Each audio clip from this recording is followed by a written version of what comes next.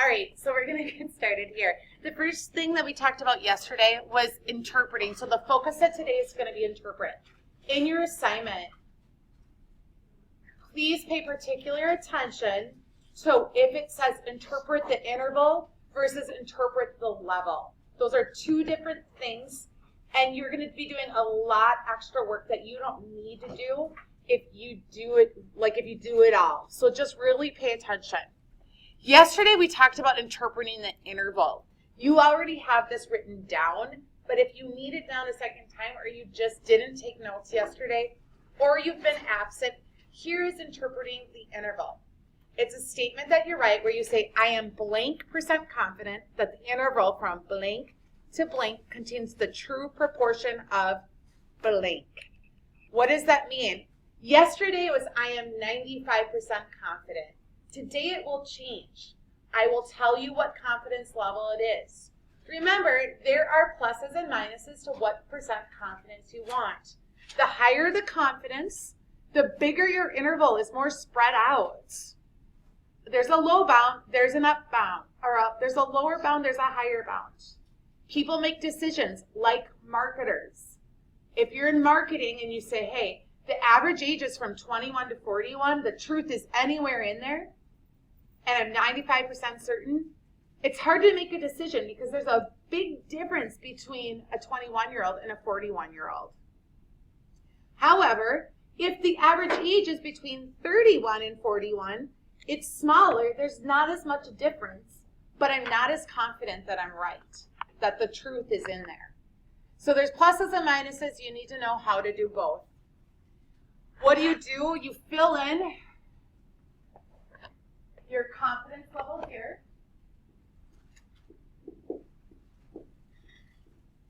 Your lower bound goes here. Your upper bound goes here. And then proportion of what? Whatever you're looking for. Questions? Can I move on? No? Yes, Miss Opal. Thanks, Jamal. Is interpreting the level. I want to, again, be aware. What does the question ask on the test or on your homework? If it says interval, make sure you go to the interval part of your notes. If it says level, go to the level. So it says when finding an interval repeatedly, let's say 100 times, I could flip a coin 50 times. 25 of those times, I could flip heads. I could do it again.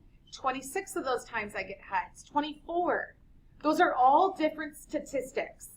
And your statistic is your driving force to how you get your interval, the lower bound and upper bound. So it could change every single time. Out of those 100 times, I could have 100 different intervals. The key is whatever % confident you are, that's how many times you should get the truth. So if I'm 90% confident,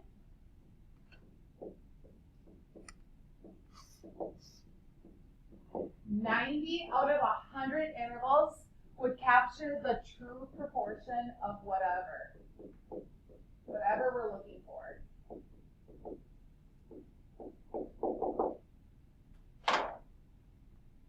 I'll pause it while you guys write down that definition.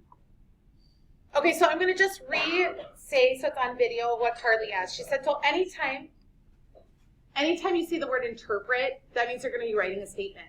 That's correct, but it might not always say interpret. It might say, like, describe to someone who doesn't know anything about statistics. What does the level mean? Or it may say explain. So you need to think about what are other words that mean interpret, and then again, come to this in your notes. Now I want to get to what I said is we're going to change it now. We're not always going to be 95% confident like we were yesterday. So you guys are going to college next year. You can decide. We took a lot of these notes yesterday. I'll tell you what changes from yesterday, so you at least have to write that down. If you've been absent, you may want to write it all down. But to review yesterday, our steps for finding a confidence interval. Okay? Our steps for finding a confidence interval.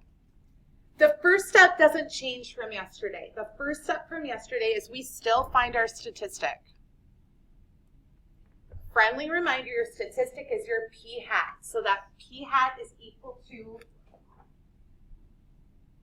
your part over your sample.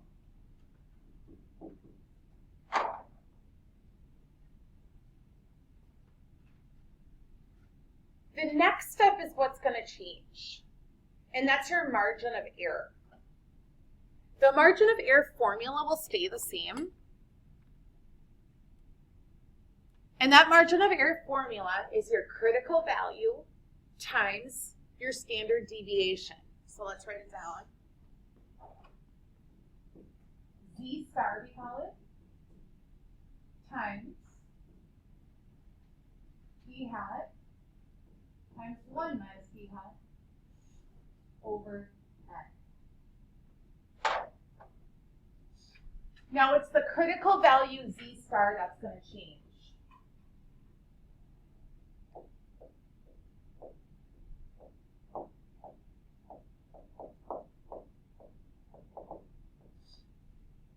It's going to change depending on what the confidence level is.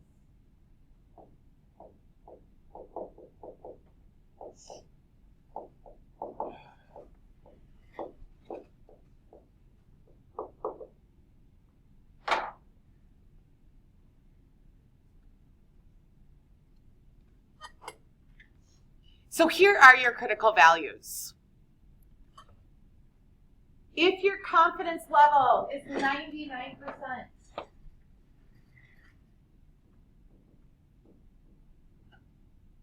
your critical value is 2.58. If it's 95%, it's 1.96 ounces. If it's 90%, it's 1.645. I don't foresee that we'll go below 90%. If we do go below 90%, I will give you the critical value.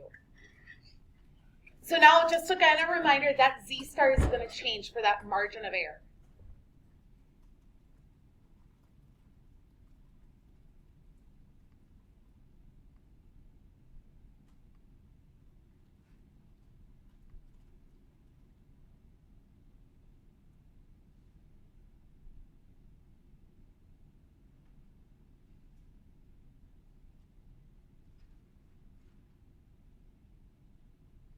If you're going to look back at your notes and you don't know what Z star is, just remember that's your critical value.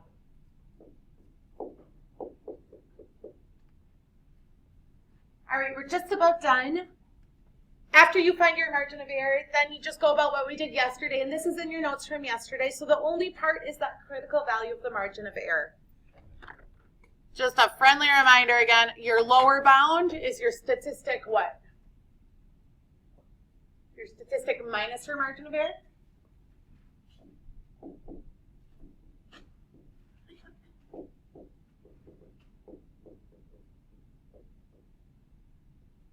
And then you have your upper bound, and your upper bound is your statistic plus your margin of error.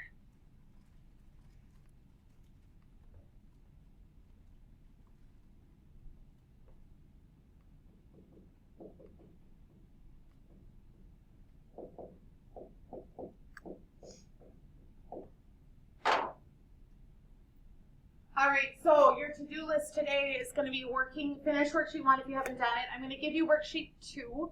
You have all day tomorrow to work on worksheet 2, and then I'm going to give you another one, worksheet 3 as well. Do you have any questions? I'm sorry, Mitchell.